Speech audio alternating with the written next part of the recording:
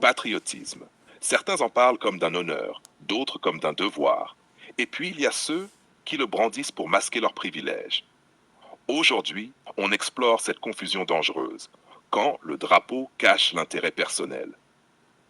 Qu'est-ce qui distingue le patriotisme du privilège? Invité analyste social et politique. Le patriotisme véritable implique un engagement envers le collectif.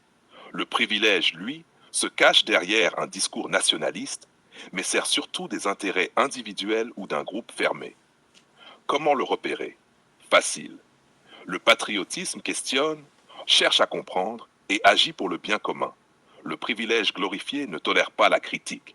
Il instrumentalise les symboles pour protéger son confort. Donc c'est pas la nation qui est attaquée, c'est l'utilisation qu'on en fait. Invité. Exact.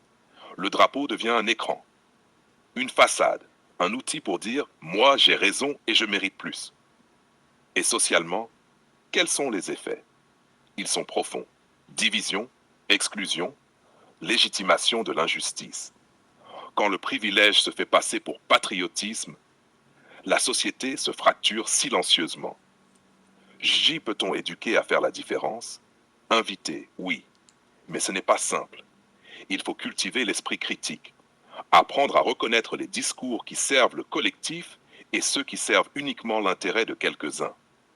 Et si quelqu'un brandit le patriotisme, mais que ses actions contredisent ses mots, invité, alors il n'est pas patriote, il est privilégié, et souvent il ne le réalise même pas.